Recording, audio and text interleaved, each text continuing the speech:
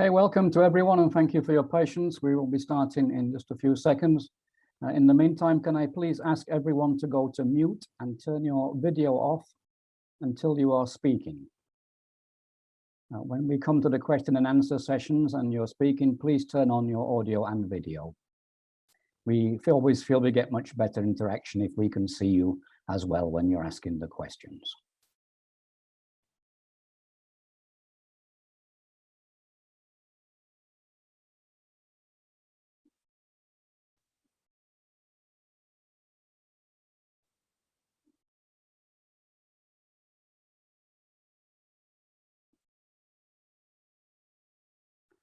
Okay, greetings, welcome to everyone, and thank you for joining us today.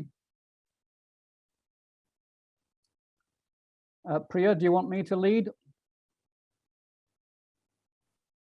Yes, please, sir. Okay, then next slide, please.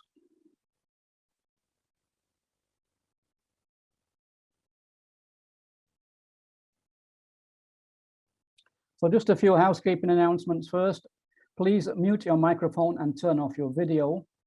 You can ask questions at any time by typing them in the chat box. If you look at the reactions on the bottom part of your screen, you should see the reaction icon. When you press that, you'll see the raise hand. If you wish to ask a question during the Q&A, please raise your hand. Any other time, please just type your question into the chat box. When you're invited to speak, please unmute and turn on your video, but don't do so until you're invited to speak. The webinar is recorded and will be shown on Empower social media channels. The slide deck will be shared with all participants, so no need to worry too much about capturing the links. You'll get the full slides. Next slide, please. Our main objective today is to give you the opportunity to ask questions, mainly around Module 1, the introduction, but we'll take questions on any PSM topics. The overall layout is that I will try to summarize the module, invite questions, and then go into a further skills development and then further questions. Next slide, please. So our agenda is, I start with the basis of the course, which is evidence-based management and explaining that. Then a presentation around Module 1, then a Q&A session where you try to answer any questions on Module 1 or any module and the presentation. And then do a little bit more presentation on PSM. We get the second Q&A session. Okay, next slide, please. That's me. I think you're all familiar with my voice if you've been through Module 1. Next slide, please. Who am I? Well, I've been around for a very long time. I've worked in over 40 countries, undertaking healthcare PSM. I'm one of the co-authors of the Yellow Book, the MSH WHO Managing Drug Supply from the first edition, also managing medicines. And most recently, I wrote the PSM for the COVID outbreak response mechanisms. Next slide, please. Key features of the course, mainly around evidence. And I'm going to explain that now. Next slide, please. Key feature of the course is evidence-based management. And that is, we use evidence for each of the statements we make. Though everyone talks about evidence-based, and the theory of evidence-based management has been around since the 1990s, regrettably, it's still little used. Far too often in public sector healthcare PSM, it's based on gut feelings and frankly, guesswork. We're not using the evidence that is available. And there is a lot of evidence available. So throughout the course, we want you to get used to using evidence, quoting evidence, citing evidence, and becoming familiar with how to find it and how to employ it. Next slide, please. Where does this evidence come from? Well, a number of sources. For most recent ones, it's published peer-reviewed articles. Also from global agencies. And that's because the global agencies, like the UN and the WHO and the World Bank, go through a long process of consultation with many bodies and peer review with many bodies before they publish. For procedures, best practices are normally, again, from the global agencies. And again, they've been through a long process of peer review.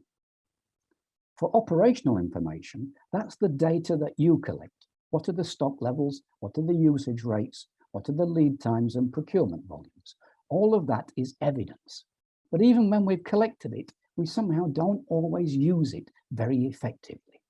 There's lots of evidence available. We need to become familiar with how to access it and employ it. Next slide, please. Citing the evidence, we try to provide links throughout the course for each of the statements we make. Unfortunately, there is a problem.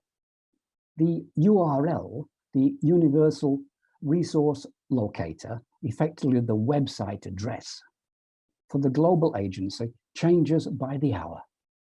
World Health is particularly bad, but the UN and World Bank aren't much better. Within just a few minutes, they'll change it because they're forever moving around on the servers. They don't have enough storage space. There's a massive volume of documents they need to store. And this year, because of COVID, there's an even greater avalanche of information and publications they store. So they keep moving it to different places. That means that often the URLs we give you in the course material, the slides, are out of date. That means that you have to get used to finding that information from the sources, from the information that's given to you. Similar on procedures, operational information is the information that you collect. Unfortunately, very few countries ever publish that, and that becomes very hard to find. If you want to compare your figures to another country, it's difficult, but not impossible, and we'll show you how during the course. Next slide, please. So these URL links are notoriously unreliable. All the time on World Health, we get page can't be found or a 404 error. We have to get used to working with that because most of our material comes from the global agencies. And that means being able to do an internet browser, a Google, Chrome, Yahoo, whichever browser you use, search on the document title to find the document. It's nearly always there. It's just in a different place. Sometimes it does disappear, particularly with World Bank, and then we'll help you find it if you need to. But what we're saying is get used to finding documents for yourself. Yeah, it's fine to report the URLs are not working to us, and we'll try to update them all the time. But understand they're always going to be out of date. And in the future, when you're undertaking PSM outside the course, you'll need to be able to find them yourself. So get used to looking for the URLs with the global agencies. Next slide, please. We just take a simple example. If I ask a simple PSM question, what is an acceptable rate of expiry of medicines? Simple question. If you did a Google search, you won't get a numerical answer. Numerical answers are there, but they're hard to find. If we take managing drug supply, MDS, you'll find it quotes 3 to 5% of the inventory value. I can also find figures from Ethiopia and Nepal. So that's a numerical answer. The information is there, but it's hard to find. An ordinary Google search won't find it. You have to get used to searching within documents, like MDS-3, like all the WHO publications, like many of the UN publications. The information is there, but we need to be able to find it. Next slide, please. What does this mean by evidence? Because Prof. Andy said it, unfortunately, is not evidence. If it was published in a peer-reviewed journal, or a WHO UN publication, or even a peer-endorsed webinar in the modern era, that is evidence, and we can use that and quote that. How do I know that this figure from MDS, from a certain Prof. Andy, is actually correct? Because if I look at the citation index on somewhere like Google Scholar, I'll see it's been cited 82 times. Now, in the citation index, anything that gets cited 10 times is considered pretty good. 100 is absolutely world class. So become familiar with Google Scholar and the citation index, or any of the other citation indexes around, and become familiar with how reliable the evidence is. And you'll see all the major WHO, UN publications have a very high citation index. That's reliable, hard evidence that we can use. But you do need to search for it to find it. Next slide, please.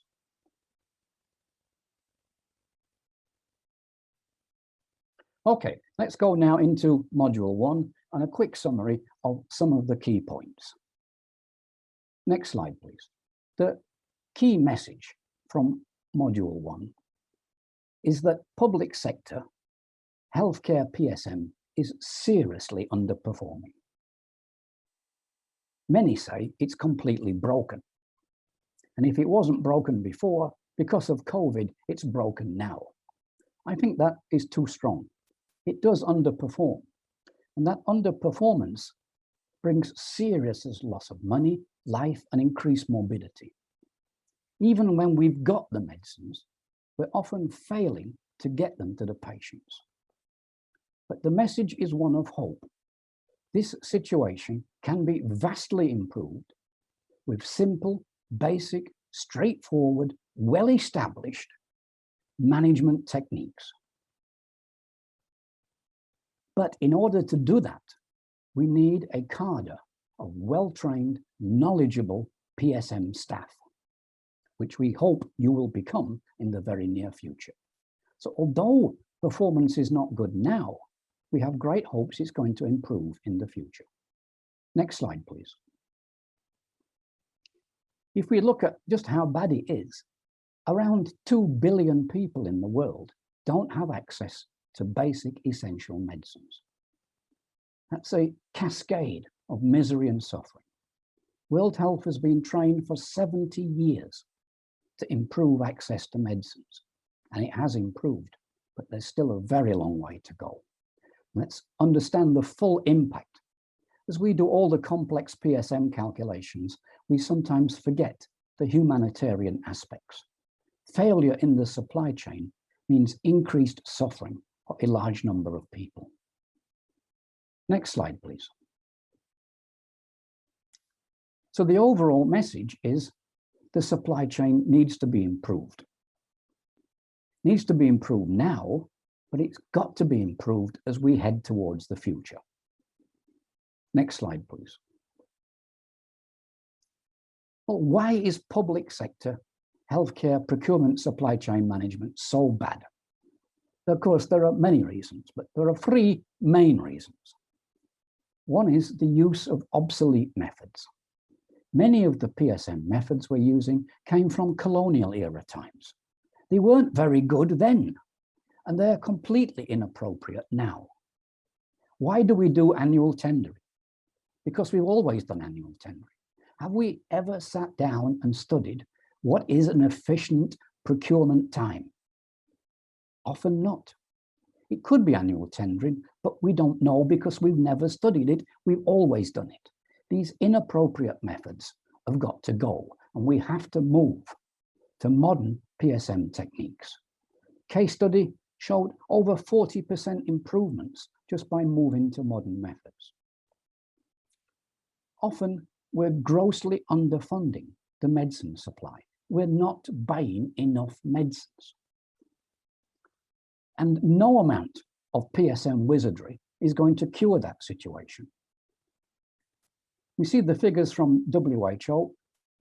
A quarter of member states are spending less than $5 per person per year on medicines. You can't ever supply enough medicines at that value.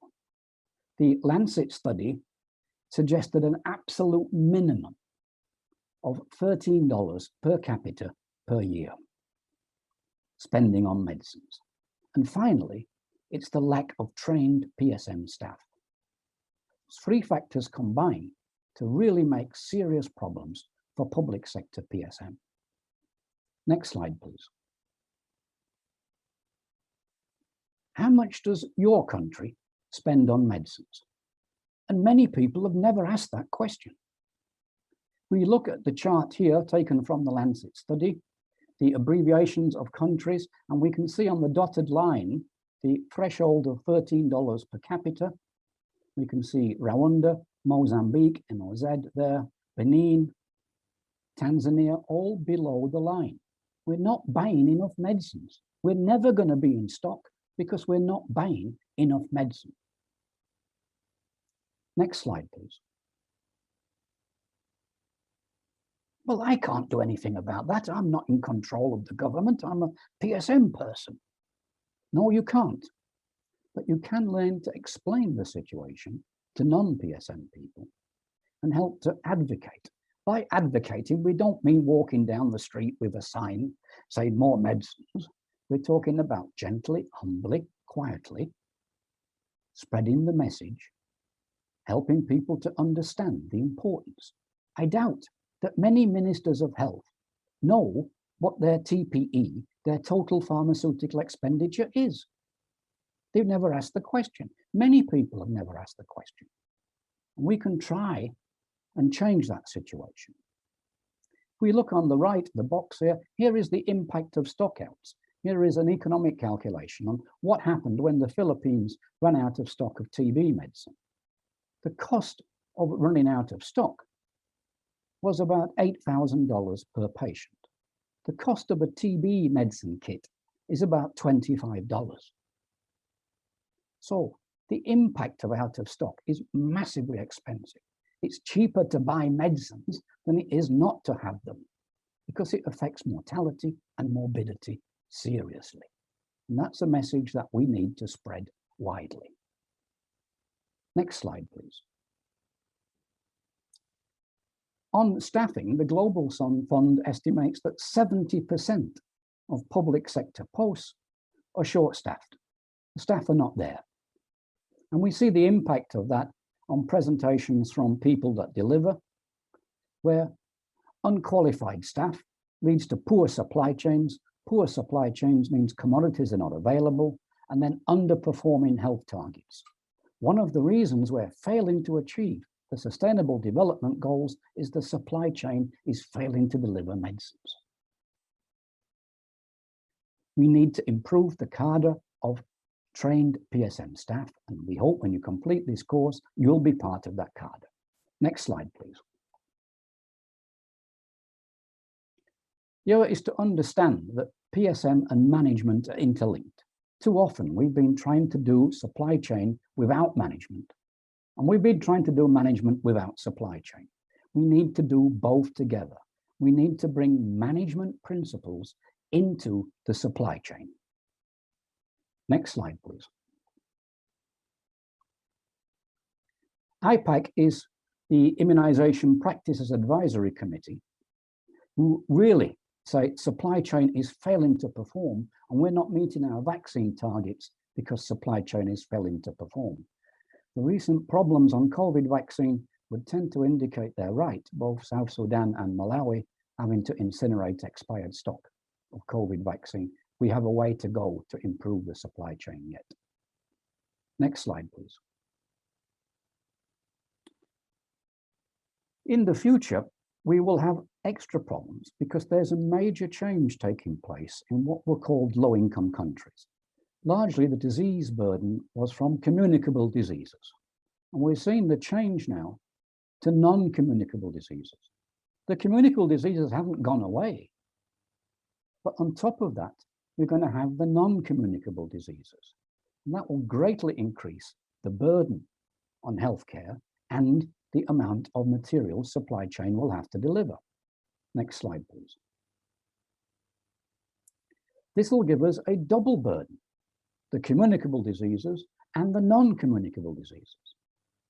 So we've got the infective medicines and the anti-infective medicines and the non-communicable diseases medicines all added into the pot, increasing the volumes that supply chain have to handle. Next slide, please. But that's pretty much a negative message. But what I want to say is it can be improved. We really can turn this around. We really can make it better, and we've got lots of evidence of how to do it and to prove it really does make it better. Next slide, please. Okay, let's pause there, and now we'll take the first Q&A session. If you've got a question, please raise your hand. One question I've got is, will the PowerPoints be shared? Yes, all the presentation will be shared with you. If you have a question, please raise your hand and we'll try and get to you. To raise your hand, if you go to the reactions box on the bottom, the reactions icon, raise your hand and then please unmute and ask your question.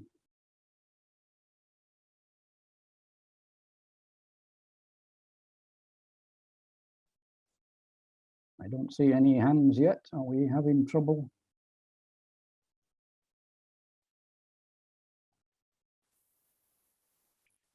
You prefer, you can type into the chat box. Any questions? What efforts are being made to improve PSM funding? Okay. We try regularly with World Health and with all global bodies to advocate for increased funding, both for medicines and health products and for the operation of PSM as well. It's been a 30-year struggle. I can't say that it's massively improved, but it is improved. We are seeing improvements. What we need is more people advocating and explaining the importance of funding and the minimum levels of fundings that are required. How could we deal with other bottlenecks like bureaucracy from donors or internal to NGOs or MOH? Okay, I think part of it is you've got to change your view of donors. You have to look at donor management.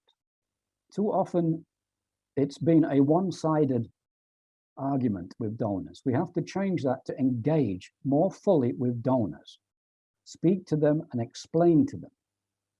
Donors have much bureaucracy, and internally in country there is much bureaucracy as well.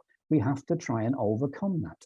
These ex-colonial procedures I talked about are not unique to PSM. They often apply to financial administration as well, and trying to deal with Ministry of Finance and get approvals can be difficult.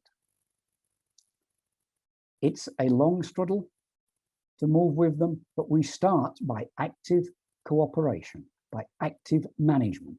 For too long, it's been passive. We haven't addressed the issue head on. If we're going to talk to Global Fund, talk to them. They're open, they will listen. Other bilateral donors are open and they will listen, but we have to tell them what we want. And too often we haven't been articulate in doing that. Are newer methods in place to replace the obsolete methods? Absolutely. Just look at the private sector. How many private sectors don't use barcode scanning? Can you think of even a small shop that doesn't use barcode scanning? How many of our warehouses, how many of our clinics have barcode scanning on products? We have lots of methods to employ, not just technology, but there are across many items ways to engage newer methods. Throughout the course, we'll introduce those newer methods. They're probably 30 or 40 years old in some cases, and they're still new methods because we haven't implemented them fully and sometimes not at all, but they are there. You will be introduced to them in the course. Okay. Isn't it better to also advocate for donors to stick for one pool rather than creating lots and separate channels of funding? Well, this has been tried in a number of countries, the sector-wide approach, the swap, and in some countries it's been very successful, but not all. But donors have restrictions as well. Donors cannot always pull their funding. Their own financial procedures limit that as well. But yes, generally, we think the sector-wide approach could be applied more widely and has greater potential, but it's a case of advocating and pushing hard for that. The global level that happens, but often at the national and regional level, not so often.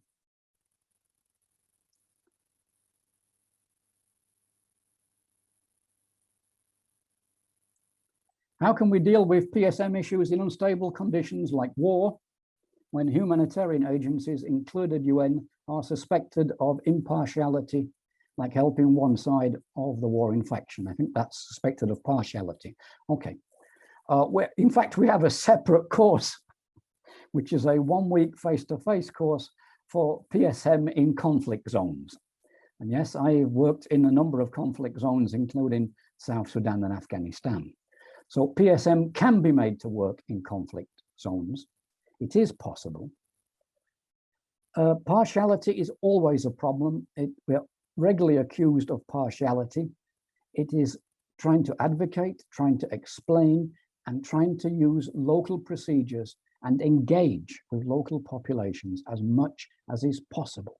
That's difficult when there are opposing warring factions. But PSM can work in these conditions. It is difficult and it is problematical, but engaging with it can help.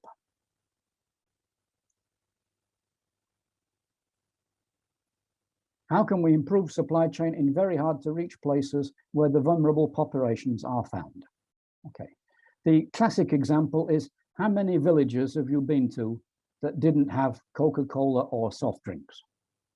If you can get Coca-Cola to a remote place, you can get medicines to a remote place. The techniques, the methods are there, they are available, they've been used for a long time. Even the private sector is starting to reach into remote and vulnerable populations these days. It can be done. It does require creative, outside the box thinking, not believing that as public sector, we can do everything. For example, in some countries, we engaged with the petrol fuel supply companies. They agreed to take our medicines to their fuel stations and drop them there where the clinics could come and collect them. There are fuel stations, often in quite remote places, that allowed the clinic to come to the fuel station and correct it. Sometimes the soft drink companies agreed to take our medicines with them and drop them off. Sometimes we engaged with the police. When the police came to collect their monthly pay, they also collected medicines and took them back to the village with them. Lots of innovative ways to reach hard to reach populations and vulnerable populations. It is possible. We will describe a few of them during the course. See, we've got more messages. Okay. Okay, we can have a few more minutes for questions if you wish.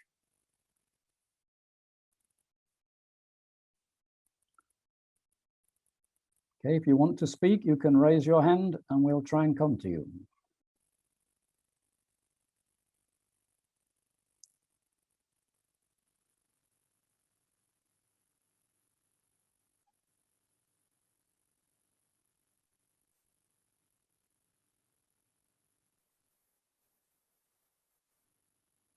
Okay, since no one's raised their hand, I suggest I go to part 2 of the presentation, and then you'll get a second chance at Q&A after this presentation, and maybe you'll have more questions after this presentation.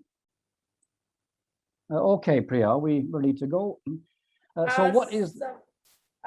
Sorry for interruption, sir. I guess two candidates have already raised their hands. Please, yeah. Go ahead with them, please. I didn't see any raised hands. I didn't. Okay, if you raised your hand, please unmute and speak. Okay, good afternoon, everybody. My name is Abbas Hamza. I'm a postgraduate diploma student in global health procurement and supply chain management at Empower. My question is, when we talk about how management is involved in PSM, in my country, for instance, procurement of a certain group of health commodities, such as abortion commodities. I think management, as in the Ministry of Health, is very critical in ensuring that those kind of commodities are available in the country. But unfortunately, what we are experiencing in Ghana is such that abortion laws are liberal, although, but the management responsibility of the ministry are not being played very well, or are not being proactive when it comes to certain essential commodities like abortion, drugs, and whatever. So how can management of such a government body be tackled with a non-governmental organization, maybe a young organization like my own organization, trying to get them to lead the implementation of a project we're bringing up with funding from Reproductive Health Supplies Coalition. But then I don't know whether it is because of individual views and perceptions of abortion in the country that is making the ministry reluctant in their management role of ensuring that these essential commodities are in the country for anyone who wants to use it to use.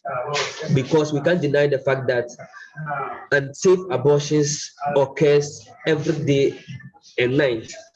It is raising an alarming rate, and COVID-19 has even worsened the entire situation. Yet, the agency responsible for management of procurement, supply of such commodities are still not proactive. So how do we deal with this kind of management issue in the country? Okay, thanks for that question. I'll try and take it. Okay, so there are always in essential medicines some controversial medicines which can cross religious and deeply held beliefs. So we have to understand that from the beginning. So abortion medicines, of course, raise many issues. I doubt they're abortion medicines, they're probably management of the issue. But in this, there are global agencies that can assist us. And it is engaging with them through PSM to assist and have a national meeting to understand the problem. By assisting, by calling together stakeholders, we can address this issue and usually find a solution. Many countries, they are limited. It is difficult. Not everybody wants to handle them, but we can always find a solution. And UN bodies like UNFPA are adept at managing stakeholders, or bringing them together. In some countries, it's condoms. They don't want to handle condoms. But again, we can usually find a way to do it. It might mean they go outside the government PSM system. They go to an NGO or a private sector operator who undertakes the distributor, or we go to the private sector, a wholesaler distributor in the country who undertakes it on our behalf if there are major issues. So there are solutions available, but it starts with addressing the problem and often engaging with the global UN agencies, WHO, UNFPA, especially for reproductive health products. Okay. I know that's not what you want to hear. You want a ready solution, but it's a long, slow process to address these issues. Yes, of course. Yes, of course. But the brief you have given is helpful. Okay. Masimba Dube, I see you've got your hand raised. If you'd like to speak, please ask a question. Thank you, Prof. So my question is around, I know you touched on this when we were talking about issues to do with evidence-based, and so that was in the what you were really talking about, but you raised an issue around acceptable level of expiries.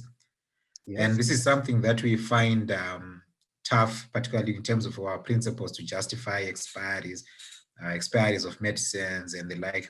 Are there any other additional, at least matrices or frameworks that you can share that we could possibly utilize to sort of like possibly utilize in terms of justification of expiries? Because one thing we know is that you can't run a PSM system without those expiries as well. Okay, I'm going to state quite strongly here. If you've got zero expiry, you're killing people, because you don't have the stock when you should have. So often we get stupid statements of zero expiry. It can happen by accident, but generally you should always have some expiry. The classic example is anti-snake venom. I don't want to order it because it's got a short shelf life and it might expire. When your child goes to the clinic with a snake bite, do you want me to tell you that I didn't order any because I thought it might expire? We want it to expire. We buy strategic stocks of drugs. Many countries have stocks of drugs for avian influenza. We want them to expire. We don't want an avian influenza epidemic in our country. We have them in case. And of course they're going to expire. So there's a whole briefing around expiries that I have done for ministers of health. I will happily send it to you.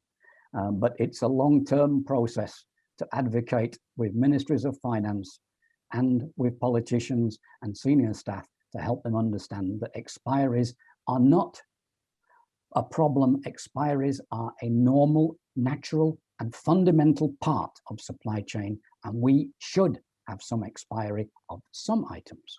Doesn't mean you have expiry of every item. You shouldn't be having expiry of aspirin with a 5-year shelf life, but short shelf life items, which we have as contingencies, are going to expire. That's the reality. I'll happily send you the briefing on that. Okay. All right, thank you. Okay, Tayo Oloye, I see you've got your hand up as well. Forgive me if I mispronounce your name. Yeah, thank you. Good day, all. My question is just short and precise. I was in Malawi late December last year to around April, and now I'm currently in South Sudan, all because of COVID. One of the major problems we face is turn down of people coming for the vaccine, and this led to quite a lot of some reasonable amount of expiries. Now, what is the role of PSM in advocacy? Thank you. Okay. Okay, if I take it for clinical advocacy, the answer is not. For advocacy for PSM, yes. Encouraging people to take vaccines is not part of our advocacy. We might encourage PSM staff to take the vaccines, but that's a bit of a separate discussion. PSM, that's really outside our brief. That's IEC for the general population. We can make people aware of the vaccines that we have and try to overcome some of the problems. Depends on the particular types of vaccines. There are some religious objections to vaccines. It's complicated. It would take me about 30 minutes to explain them, I'm afraid, so I won't do it here. But we can assist in the supply chain in ensuring people that the vaccines are well stored and fully quality assured. But beyond that is not our role to educate the public. That falls in the remit of the Ministry of Health IEC programs. I hope that answers your question. Yes, thank you. Thank you. Okay, do we have any other raised hands? Have I missed anyone? Okay.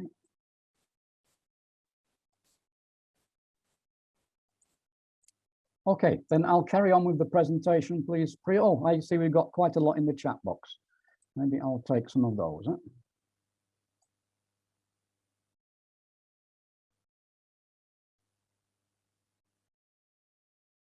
Okay.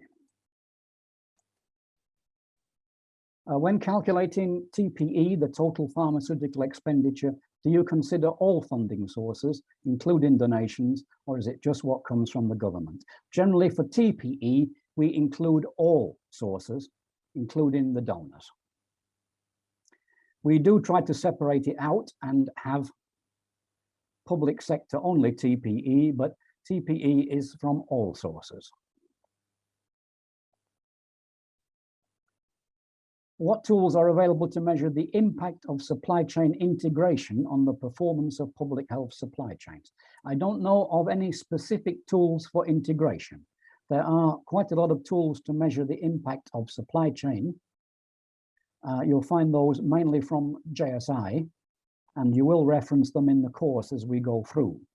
I'm not aware for any for specific integration. In fact, the opposite.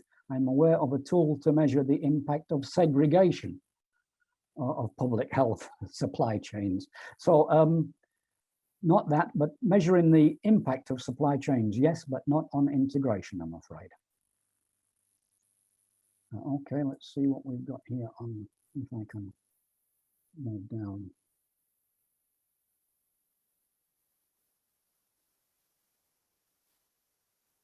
In some cases, the police and the uniformed officers can rather be an obstacle to last mile delivery.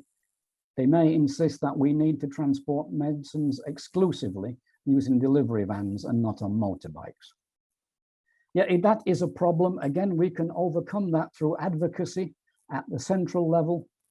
Generally, we can move that around. Motorcycle delivery is a common practice, particularly in urban areas. In Asia, in high dense population areas, motorbike delivery to clinics is quite common. We call it pizza delivery for that reason. Again, it means engaging at central level with the police and helping to understand that and having briefings throughout the process. And again, bringing the global agencies in often helps with that. They have a lot of experience, a lot of influence at that kind of level, dealing with stakeholders. Right. Okay. Quite a lot of people asking for the brief on expiry, so we'll put it onto the forum. What incentives can be used for enhancing commodity data reporting, especially for non-PSM staff who are already overwhelmed? Yes, some places actually give incentives like bicycles and rubber boots, Wellington boots. We don't generally recommend that. We try to do it by engaging with them. And again, it's advocacy and explaining the importance of PSM. And usually we do that through training, nurse schools, including PSM training, all healthcare professionals, including PSM training in their curricula. So from the word go, they're already familiar with the importance of PSM.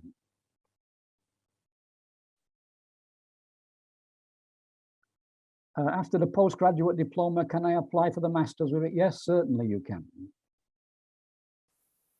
When will we start a master's? Soon, soon.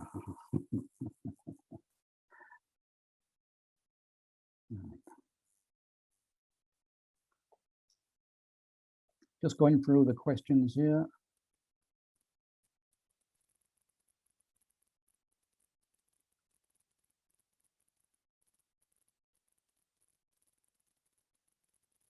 Okay, that's through the questions. So I'll return to the presentation and we'll have a second section on questions in about 20 minutes.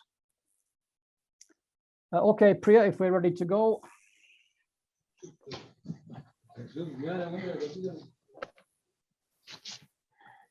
Okay, so PSM for pharmaceuticals. This PSM really means everything from the first supply of the API, the active pharmaceutical ingredient, through to the patient.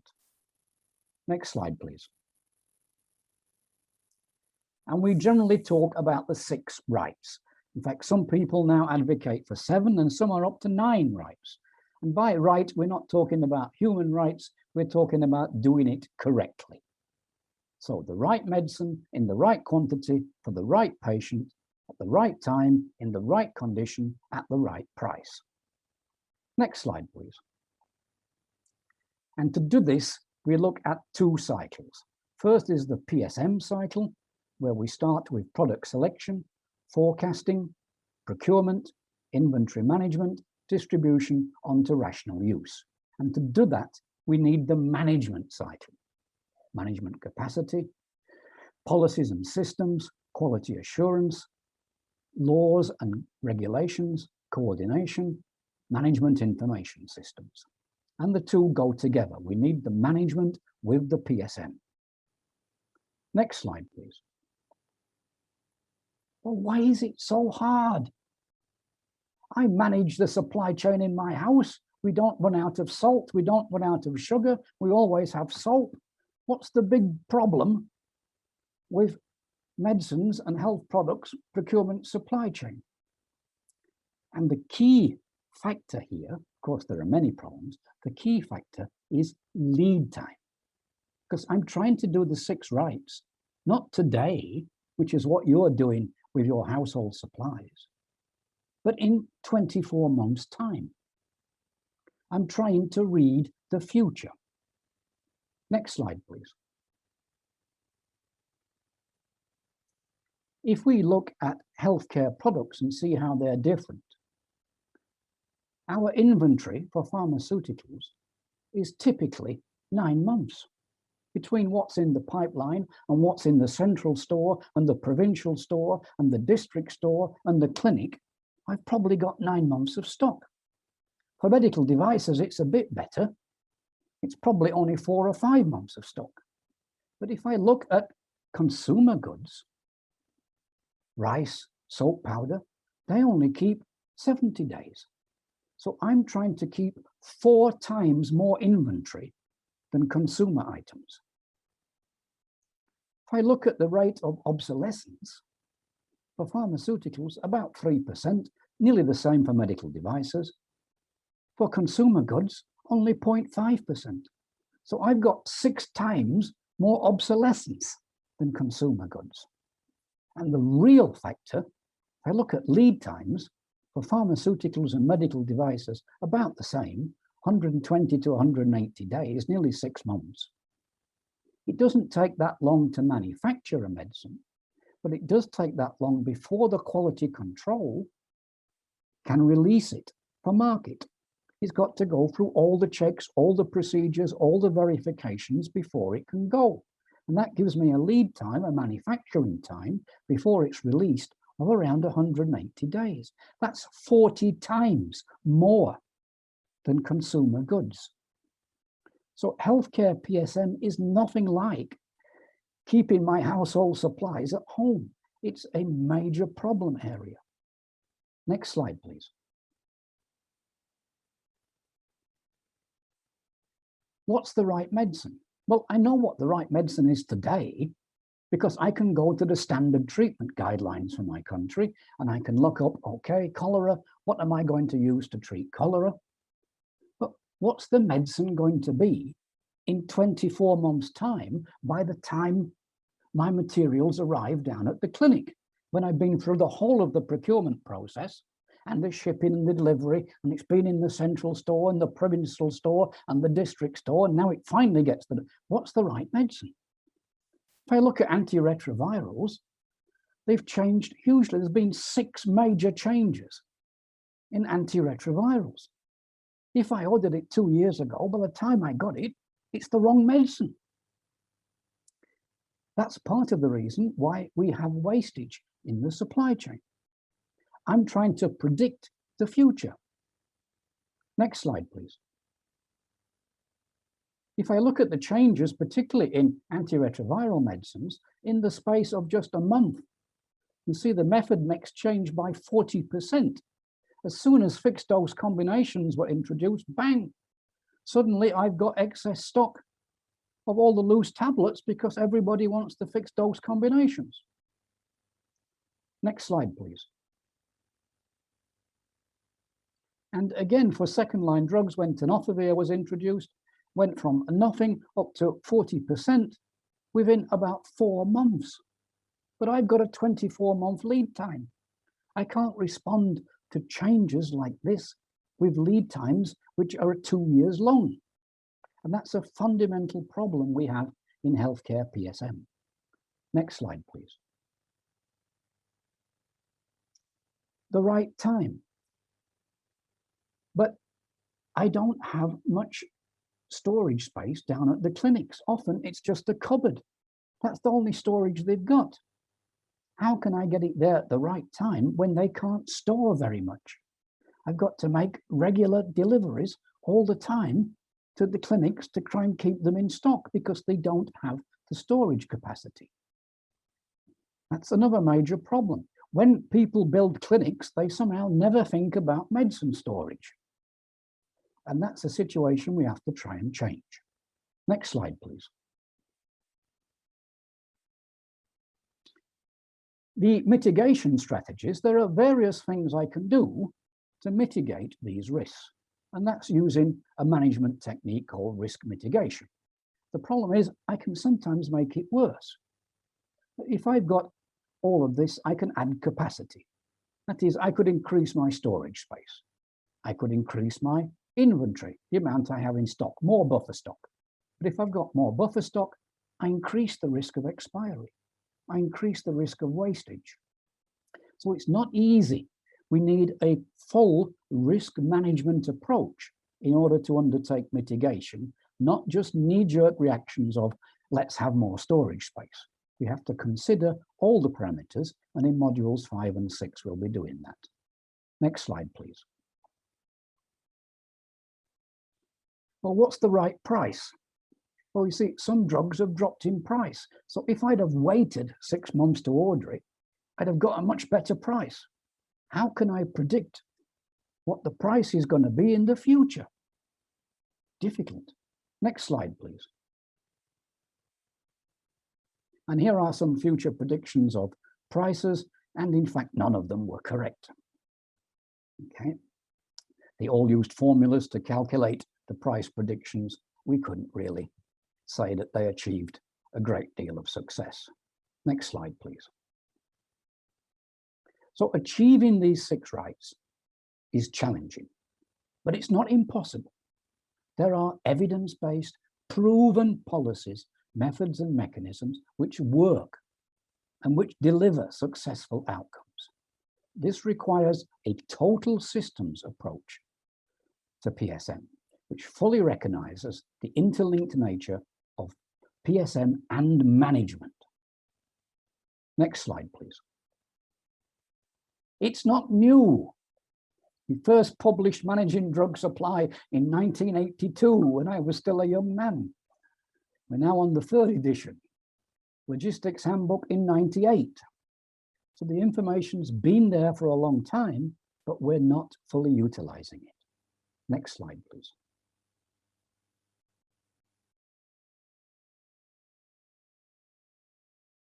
So I want to introduce now, just very quickly, the concept of measuring therapeutic benefit. If I buy $100 worth of medicine, how much of it actually does any good? And we'll see on the next slide that, in fact, it's not unusual for only 30% of it to have a therapeutic benefit to patients. 70% of it doesn't bring any benefit, it's wasted. And I'm going to explain that on the next slide, please. So here's a table of therapeutic benefit, and we see the benefit about 30%. The biggest single area of wastage, in fact, is lack of adherence by patients. The patients don't take the medicines, or they stop taking them after a few days, or they don't take them properly. They don't complete the full course. So addressing pharmacovigilance is an important part of procurement supply chain. And I'll explain on the next few slides how we can do that in a minute. Of course, we have irrational prescribing, expiry, wastage, theft. Some medicines are poor quality, and sometimes I paid too high a price. Point about this is it's just a little bit of management, with just a little bit of implementation. We can turn this situation around and get 70% therapeutic benefit. To get beyond 70%, we have to really get organized and structured. And right now, most countries are probably at about 50%. They've got past the worst stage, but they're still not at 70% and above. And really by now they should be. Next slide, please. So the point about this is there's many different losses in the system.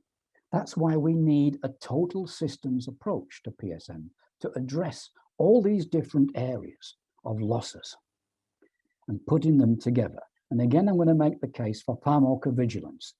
PSM sometimes thinks that's not really part of PSM. Yes, it is, because it's the most important area in achieving therapeutic benefit. Next slide, please. Point here is that small changes can have a big effect. Just a few management changes, relatively easy and moderate cost, can make it 70%. Next slide, please. So, if I had numbered blistered packs, would that help the patient take the medicine? Would that help them follow the regime more carefully? Days of the week on a blister pack? If I had pre-printed prescription pads, would that help the clinician follow the standard treatment guidelines and we'd get less inappropriate prescribing? If I had stronger packaging, would that reduce the damage? If I went to blister packs instead of tins of aspirin, would that help the aspirin stay in better condition? Would color-coded expiry dates help reduce expiry? Would logos, which many countries already do, and labeling help reduce theft? They're all simple, easy things to do. And they can bring improvements to our therapeutic benefit. Next slide, please. So what works? How do we get to improve PSM? Next slide, please. Well, firstly, knowledge brings improvement. And the fundamental concept here is good governance. Good governance in healthcare and especially good governance in medicines. So there's good governance for a country, and then there's special good governance for medicines. Next slide, please. There's now a consensus that good governance brings improvements. But I can't tell the government they've got to go and have good governance. No, you can't. But you can understand its importance, and you can behave ethically and follow the guidance of good governance. And perhaps gently, quietly try to advocate for the adoption of good governance policies. Next slide, please. Good governance of medicines, we can do. And there's a complete program. And the impact is proven. It works on good governance. Read the WHO documents, read the programs on how to implement it, and we'll talk more about it in later modules. Next slide, please. So there are clear guidelines on good governance in medicines, how it works, and a number of countries have already adopted these programs and have shown progress. Next slide, please. So there's this consensus that good governance really works. It really helps to bring improvements. Next slide, please. So what are the key points around this? Consensus-oriented decision-making. Not individuals, committees make decisions. But they have to be accountable, transparent, responsive, effective, and efficient. It's got to be equitable and inclusive of all members of society and follow the rule of law. Well, what does that actually mean, accountable, transparent? Let's take an example of the Forecasting Quantification Committee. Inclusion of all members of society. Could you invite an NGO to sit on your quantification committee? Could you invite external bodies, perhaps a university, to sit on your selection committees for medicine selection, the Drug and Therapeutic Committee? That would help to bring transparency and responsiveness and include members of society. Follow the rule of law means you are aware of the laws and regulations in your country, specifically relating to medicines. Next slide, please.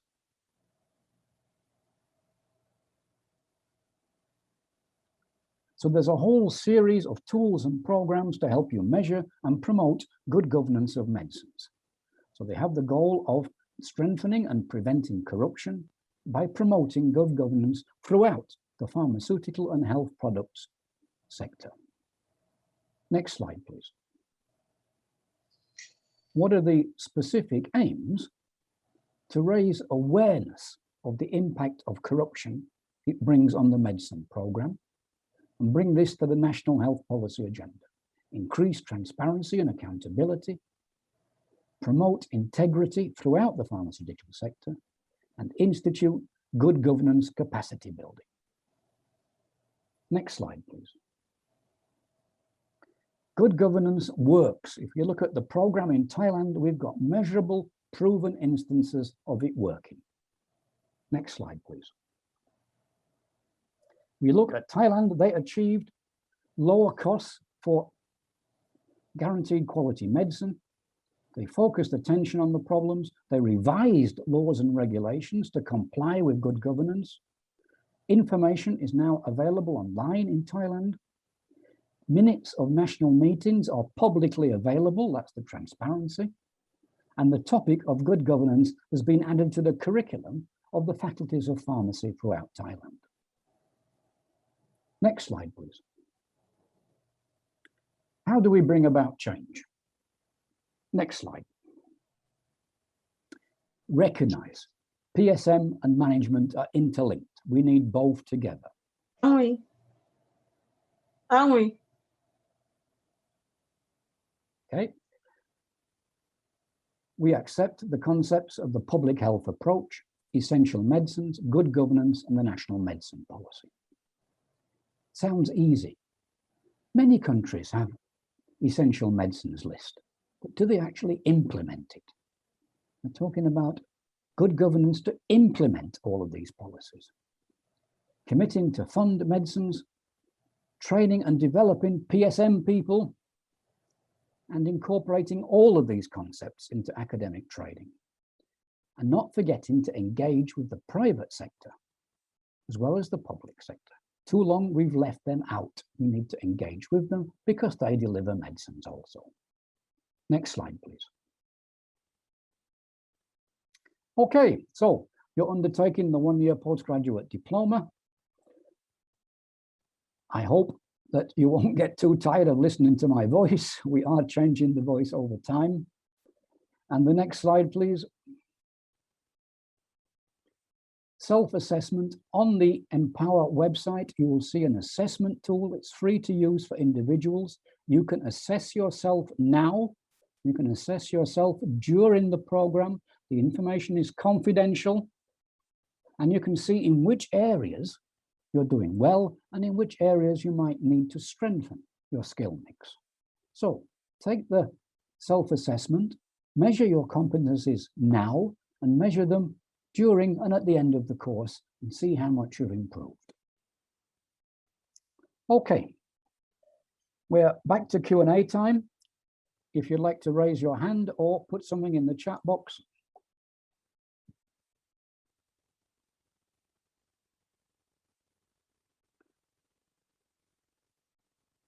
Okay, let me just try and move back up a little bit.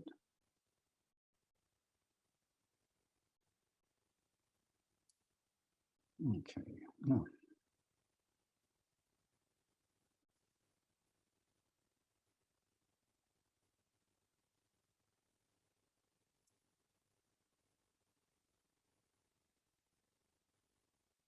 In a country where CMS has been going through serious crisis, especially financial, so no buying and very few sales, the data doesn't reflect the actual situation, leading to greater difficulty in addressing the PSM cycle. What can be done? Okay. Well, in these situations, when you don't have data, you cannot do consumption-based quantification. So what you have to do is morbidity or proxy consumption quantification. It's not very good, but it's a regular fallback. In many of our countries, we don't have good consumption data, and we have to fall back on morbidity-based quantification. In modules 3 and 4, we'll explain the details of undertaking morbidity-based quantification. Recording and presentation, yes, the slides will be shared. It's normally 3 or 4 days before they're up, and you can access the slides and the recording. Okay. Priya, I don't see any hands. Am I missing anybody? Let me check, so.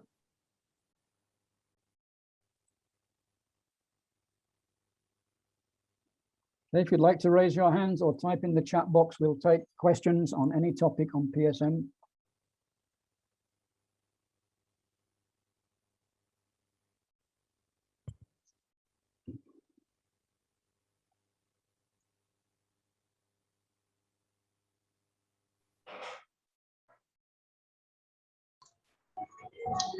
My hand is up. I don't know whether you are seeing it. Go ahead and speak. Okay, thank you very much, Prof. Andy. During the previous presentation, we talked about the interlinkage between the procurement and supply chain management of medicines. For example, in the country, unfortunately, in Ghana, for instance, we don't have that technology or that platform or that resource that ensures that the national central medical stores and the regional medical stores has a system where they are interlinked in such a way that data on available medicines,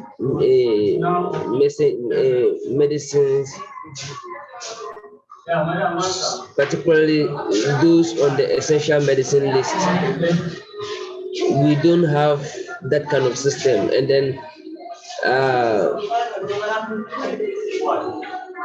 ensuring that the procurement of those medicines are able to reach the last mile, that is at the community-based level.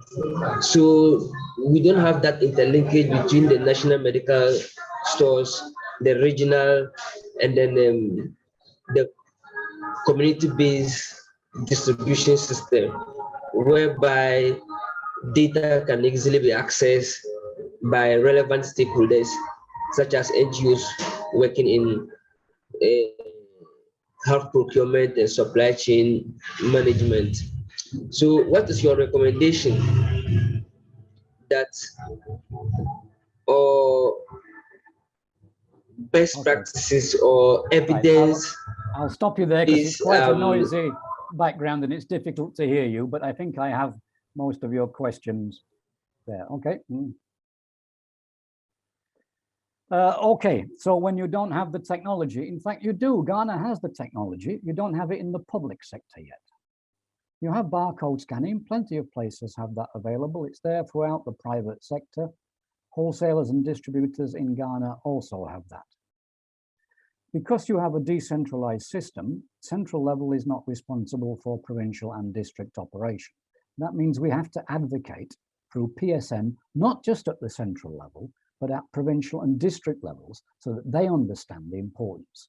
Last mile delivery is typically 40% of the delivery cost. It's a massive amount, and that's why many countries just don't do it. They expect the clinic to come and collect because they will not take the cost. We have to change that and get people to understand last mile delivery is part of the PSM process and it has to be properly funded. Doesn't mean it's 40% of the medicine cost, it's 40% of the delivery cost. Delivery cost is typically 4 to 5%. So that makes it around 2 to 3%, okay? But the bulk of the delivery cost is in the last mile. And explaining that is a key feature of bringing that forward. When you don't have data, you have to fall back on proxy consumption or morbidity data to make the calculations. It's a real problem. But if the private sector can employ technology in the public sector, it's long past time that we did, and we need to continue to advocate for the cost benefit.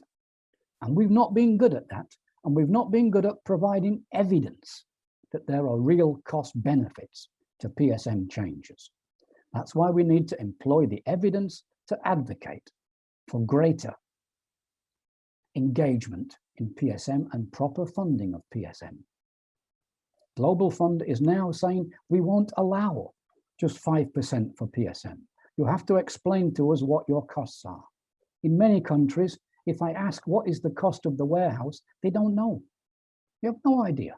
They've never even tried to calculate the cost of the warehouse operation.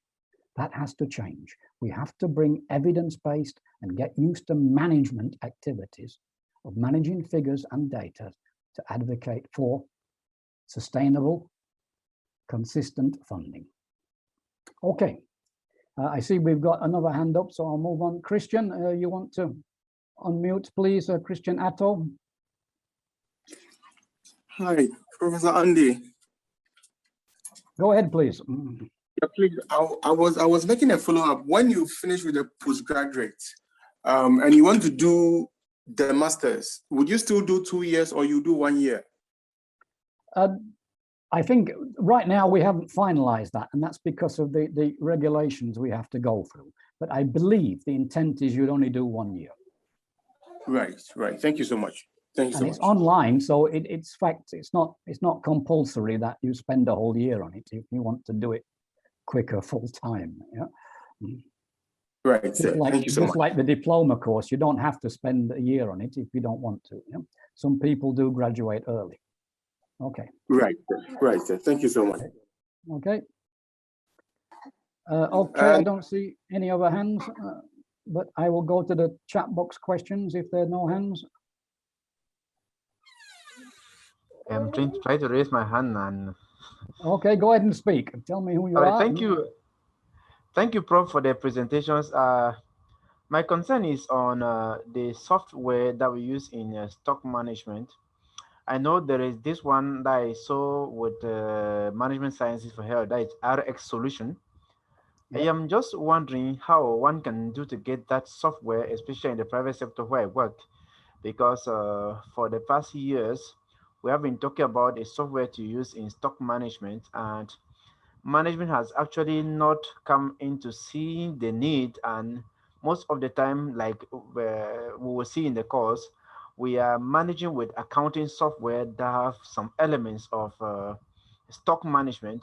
And at the end of the day, the results that we obtain from there are not satisfactory. But looking at the RX solution from MSH, it's seemingly almost, I would dare say, a panacea to the numerous challenges that we face. I don't know, how can one do to get that software? Well, not all software is free. You do have to pay for it. There is open source software available, and there is a comparison, a recent one just a month ago, an updated one of the softwares that are available. One of the main problems, of course, is that a lot of the commercial software packages are really accountancy packages which have had inventory management bolted on. And they don't really address the stock management concerns. So you do need genuine stock management. There is free software available. Most of it you have to pay for.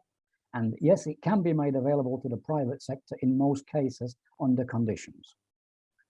I'll try and, if you email me, I'll try and send you a reference of the review of the software which is available for free, and you can compare them that are there. Again, it really is a case of paying for software, and that means advocating for PSM to receive adequate and sustainable levels of funding. It's cost effective. We can prove it's cost effective, but often it's very hard sell to get that message across. And in the past, we haven't been good at using evidence to do that. We have to get a lot better at it. Okay. Okay, have we got any more hands? Okay. Thank you so much, Prof. I think I've raised my hands too. I'm kind of worried about, I think I'll go back to the situation where we were talking about predictions. I don't know whether, I don't remember very well whether we were actually even included the manufacturers. We were talking about ever-changing guidelines. For example, antiretroviral standard treatment guidelines. Some certain drugs you find that most of the time they are keeping on changing. So my worry is where possibly you find that most of the stock that is available, you order stock from manufacturers as a country. Most of the countries or some of the countries are paying for the stock upfront from the manufacturers, possibly. But now you'll find that at the end of the day, the treatment guidelines are changing. So my question to you, maybe your advice, how would you advise in terms of policymakers and funders like PEPFAR, for example, in terms of advising manufacturers in terms if there is any or they foresee any changes in the treatment guidelines at some point, because if you find that most of the facilities in Southern Africa, they are actually full of redundant stores, redundant stock or expired drugs, which were not intended to expire. But because of the treatment guideline changes, you'll find that they have changed. Thank you. Okay, let's take it in three parts. The first part is we as PSM have to become aware of potential treatment changes. And that means monitoring WHO guidelines and information and being aware of pipeline developments. In the course, we do reference the pipelines and being aware what's coming along in the future. And that works both ways, because sometimes we increase with more diagnostic tests as they become available. Rapid diagnostic kits add to our burden. But also it means obsolescent items as well. So be aware. And then when we're aware, we order less. We order only 3 months. And instead of ordering an annual tender, we order 3 months at a time. When we've got excess stock, and it's happened to me in medical stores around the world, I've always tried to transfer it to other countries who can use it. It's not successful. I think only about 30% of the time have I actually managed to transfer stock to other countries that can use it. But it is a possibility. It can sometimes happen to avoid expiry. But mainly, we have to become more aware of potential changes. And that means being active in the Drug and Therapeutic Committee and monitoring the WHO pipeline developments. I hope that answers the question. Yes, thank you so much. I think it answers it. Mm-hmm. Thank you. If we've got more hands or more people who want to speak, then please do so. We have a few minutes more. Can I ask a question, please? Yeah, go ahead. Please, if I finish the postgraduate, let's say within 8 months, would it be stated on the certificates? Because over here in Ghana, it is assumed that you can't do a postgraduate under 1 year. So when you're able to do it online under 1 year, I mean, your employers won't they, I don't know how to put it, but they wouldn't take much, they wouldn't give it much concern, as in getting through with that within 12 months. So let's say through within 6 months. Okay, no, it is not stated on the certificate how long you took. No, your grades will be in the transcript, but how long you took would not be stated there. Further, when the course does come along, it will be internationally accredited. And one of the reasons why it's taken a long time to come is we are trying to jump through all the hurdles for international accreditation. Yeah. Okay, but I am a student on the postgraduate diploma course. That's fine. Yeah. That already is accredited. Yes. All right. Okay. Thank you so much. Thank you so much. Thank you. Okay. So I'll go to the chat box questions just in the few minutes we have left. Share with me your email address. You can email to the forum or to Priya, and that everything will get to me. Same software, okay. Software review packages, I will try and get on the forum. Along with the expiry. Okay. Okay, I need to stop now and hand over to Priya.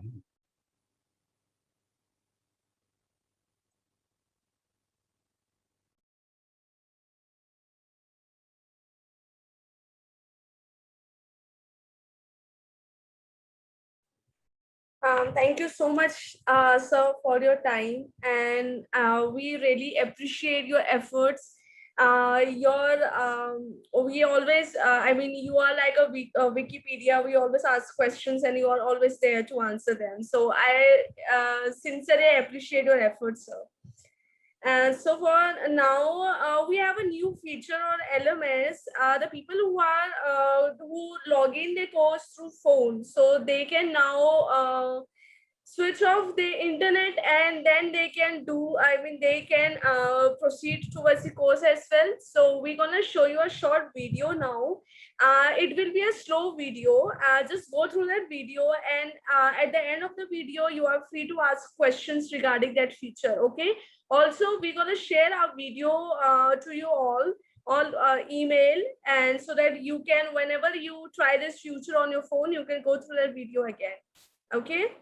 So I would request my team to please share the video.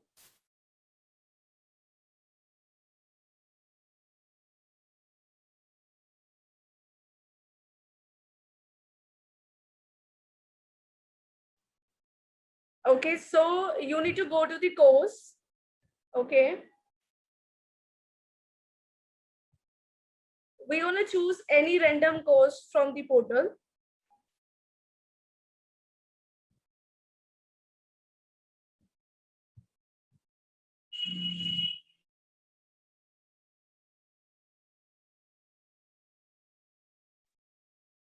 We need to click on chapter 1.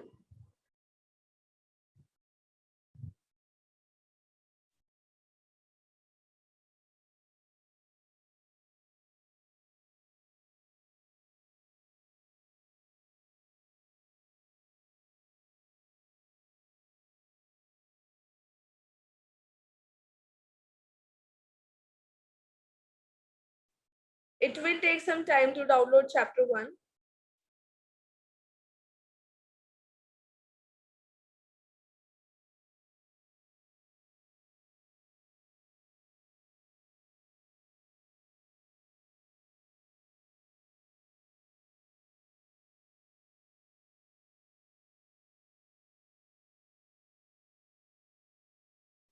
Now we're going to switch off our Wi-Fi.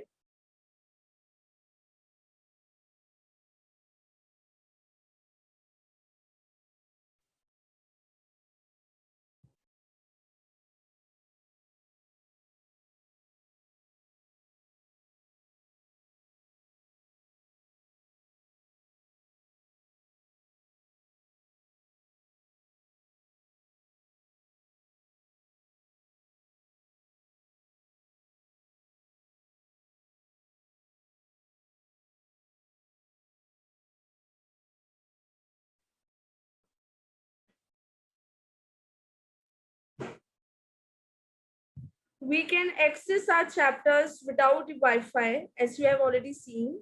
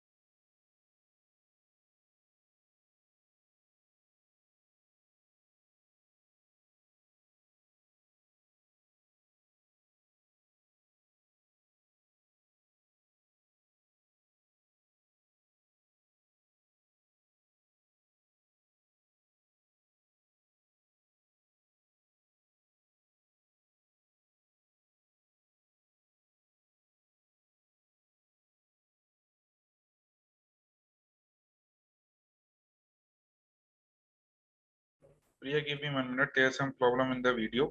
Please give me 1 minute. I will reshare my screen. Sure.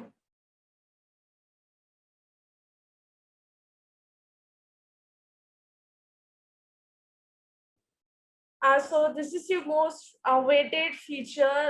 I know you all were facing issues regarding the poor internet, and this was the most asked query that you all the time you have a challenge while completing the course because you don't have the good internet connection. So we, our team Empower, have introduced this new feature for you all, so that you can go through, you can log in through your phones, and you can complete your course without the Wi-Fi connection. So my team will get back to this video again. We have some internet issue, apologize for that. So meanwhile, if you have any questions, please go ahead.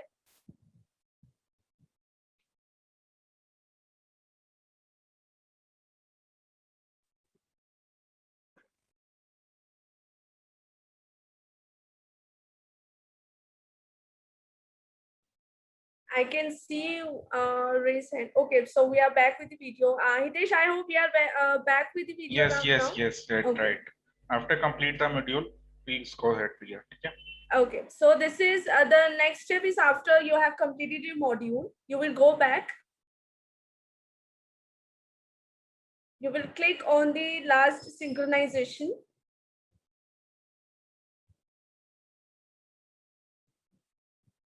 Go to the settings, turn on your Wi-Fi, and the page will let the page to refresh. Then we go to preferences, synchronize now. Then we go to the settings. Again, we synchronize. And we can start with our chapter 2. So this is how you can complete your course on phone without Wi-Fi. Obviously, I know that there are some questions and some confusions how you can access the course on the phone. So I would recommend you to please go check this video again and go and access your course through phone and get back to us with your queries or challenges, so that our team can work on it and can assist you better. If you have any further questions, please raise your hand, or you can chat. You can drop down in a chat box.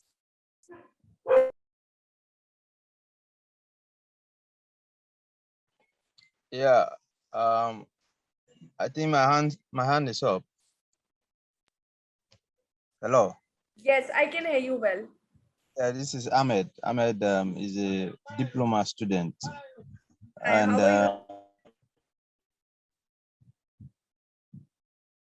I'm fine, from Sierra Leone. So I was also having this concern about the internet connectivity and how it do affect the progress of the course. Also, I have found it difficult to run the course on my mobile phone. So I don't know, now that this feature has been added, if you can have an illustration, an illustrative write-up and send it to all students so that we can try it easily. Like you have a page illustrating all of the steps that are involved in running the course on your phone. Yes, we're going to share this video again on email and on WhatsApp. So you can download the video and you can just go through it again, and you will get to know that how we can access this the Empower course through phone. Okay, okay. Okay, also we have this feature on LMS when you will go to the course portal, and we have a feature there to download the app. So just give me a second, let me just show you through my portal as well.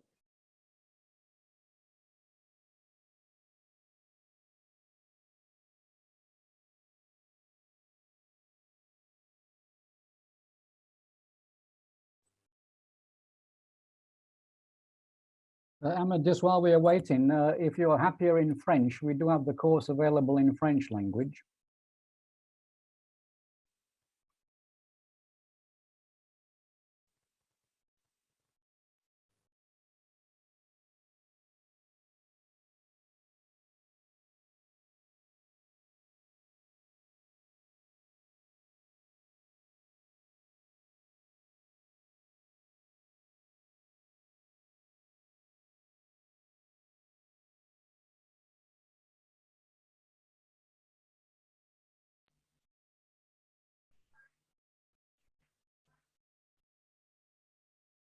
Can you see my screen? Yeah, it's fine. So we have a feature at the right corner of the LMS. There you can see download mobile app. So you can download. We have a different feature like for Android people, you can download it from here. You just need to click download. And for the Apple users, just click on download, like I'm doing it. Okay, and then you can, this is the app, just install it in your phones and you're ready to go with the course. So this is an easy method, easy step. And I hope you all are clear with this step.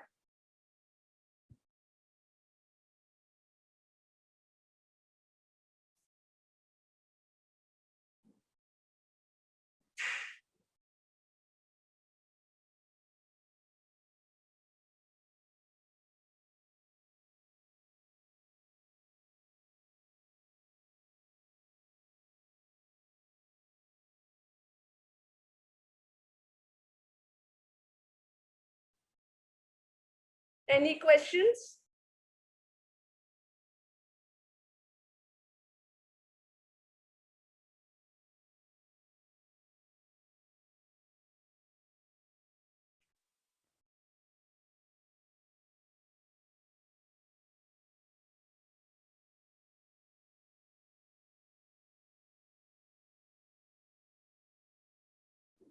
We have already noted down your email ID, which we are getting in chat option. So I'm gonna forward it to the Andy sir, and he will do the needful.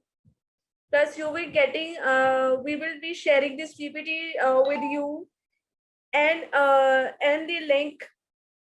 As well for YouTube, so you can just go and check this recording of the session. Also, we're gonna have the expert session on second module next month. So dates are not confirmed yet. We'll let you know on email. So be ready with your queries, with your questions. And thank you so much for joining this session. It was really helpful. I hope all your questions, your queries regarding module one is resolved. And if you have any other questions regarding this module 1 or the course, you can free feel to reach out to Andy sir or by discussion forum or to me. You already know my email ID. So I guess no further questions are there regarding the session. So we can end this session. Andy sir, with all your permission. Yes, please. I think we're over time, so we should end here. Thank you for being with us today. Thank you for sitting through long presentations. I'm sure by the end of the course, you'll be well tired of my voice. We are changing to regional voices on the course. But thank you for today. Thank you for being with us. I wish you all a good night and a safe journey home. May peace, light, and tranquility be with you. Namaste. Once again, thank you, Andy sir, for your time. I really appreciate it. Thank you so much. Thank you so much all for joining this session. Please email me if you have any other questions or any further queries regarding this session. We're going to share the PPT and recording soon. Thank you so much.